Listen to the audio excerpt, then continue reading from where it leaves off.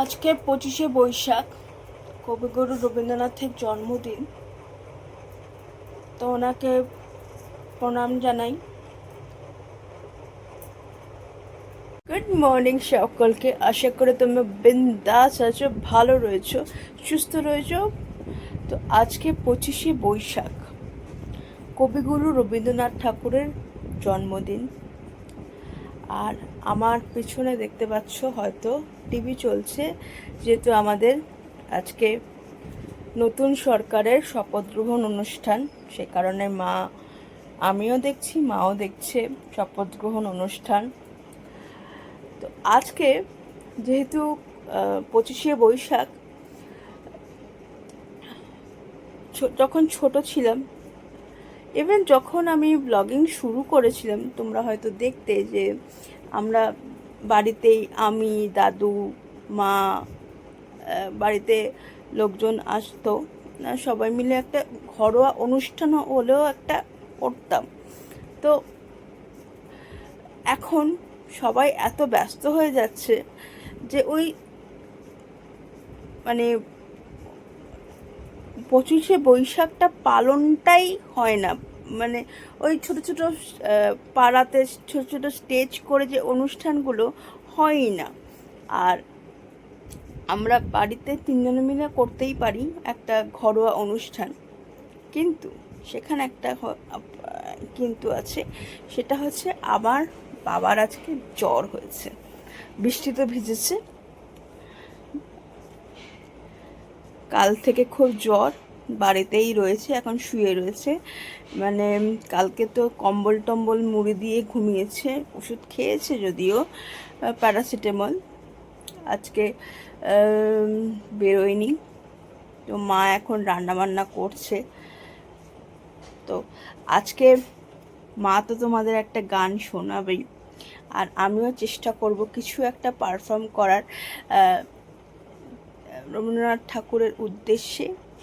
এবং কারণ ছোটোবেলায় তো সবাই, ছোটোবেলা না, সবারই এই মানে বাঙালিদের কাছে এই 25শে বৈশাখটা খুব স্পেশাল একটা দিন। তো চলো রান্নাঘরে যাই, মা কি করছে। যেহেতু শনিবার, এখানে দেখছি সয়াবিন সিদ্ধ করেছে, তার মানে আজকে সয়াবিন রান্না হবে। আলু কটা হচ্ছে, আলুগুলো মনে হয় চেঞ্জ করেছে না? না না, ওই আলুগুলোই একটু সেদ্ধ করে করে করিয়ে দিয়েছি, বলেছে চেঞ্জ হবে না।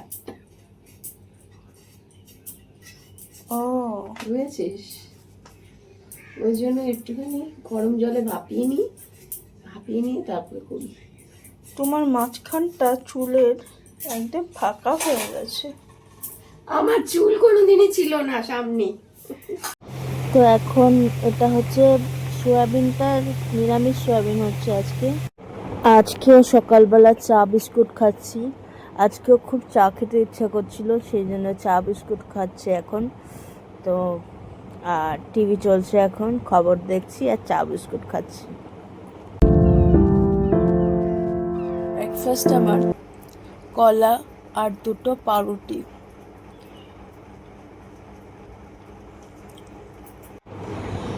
আজকে কোথায় সারাদিন রবীন্দ্রসঙ্গীত শুনবো, আর সেখানে আমি এখন শপথ শুনছি। যাই হোক, যেটা উনি শপথে পাঠ করছেন, যেটাকে আমরা সুশাসন বলতে বুঝি আর কি, সেটা যেন আমাদের পশ্চিমবঙ্গে। আজকেও প্রচুর জবা ফুল পেয়েছি, জবা ফুল দিয়ে একেবারে সুন্দর করে সাজিয়ে দিয়েছি ঠাকুরকে। উপরের ঠাকুরকেও জবা ফুল দিয়ে সাজিয়ে দিয়েছি। আর আজকে ভোগে দিয়েছি বাতাসা।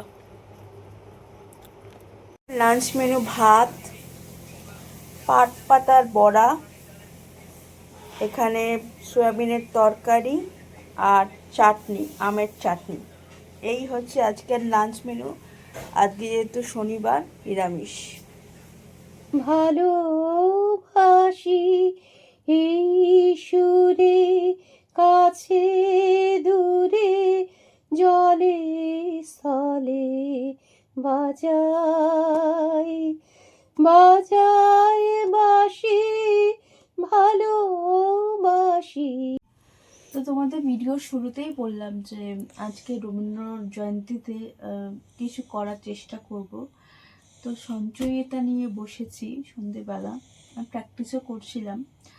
তো একটা কবিতা তোমাদের পাঠ করে শোনাতে চেষ্টা করব। হয়তো কিছু ভুলভ্রান্তি থাকবে, নিজ গুণে ক্ষমা করে দিও, কারণ আমার একটু অসুবিধা হয় মানে পড়তে আর কি, এখনো সমস্যাটা ওভারকাম করে উঠতে পারিনি।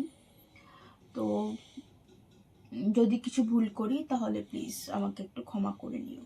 তো এটা হচ্ছে তোমার করি কমল থেকে, কবিতার নাম হচ্ছে কেন। কবিতা থেকে 4 লাইন তোমাদের বই দেখেই পড়বো, তোমাদের 4 লাইন শোনাচ্ছি। আমার কবিতা যখন পড়ছিলাম এই কবিতাটাই প্রথম আমার নজরে এসেছে, আর বইটা খুলে এই এই কবিতাটাই প্রথম নজরে এসেছে। তো শোনাচ্ছি তোমাদের। কেন, কেন গো এমন সুরে বাজে তোমার বাঁশি, মধুর রূপ কাঁধে হিয়া, রাঙা অধরে কোণে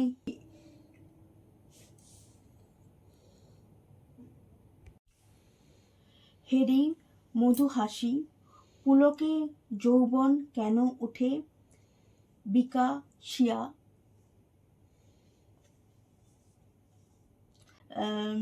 তবে আমার কবিতাটা খুব ভালো লেগেছে। রবীন্দ্রনাথ ঠাকুরের সব কবিতাই ভালো, বাট মডুলেশন কবিতাটাতে হয়তো করা যেত, বাট আমি সেটা করতে পারলাম না, কারণ আমি কবিতাটা পড়তে আমার আমার অসুবিধা হচ্ছিল ফর সার্টেন কারণ। যাই হোক, সবাইকে রবীন্দ্র জয়ন্তীর শুভেচ্ছা জানাচ্ছি। আজকের ভিডিওটা যদি ভালো লাগলো তাহলে লাইক শেয়ার করো, আর যদি ভিডিওগুলো ভালো লাগছে তাহলে লাইক শেয়ার করো, আর সাবস্ক্রাইব করো আমাদের জীবনকে। আরেকটা ভিডিও নিয়ে কালকে আবার তোমাদের সাথে দেখা হচ্ছে।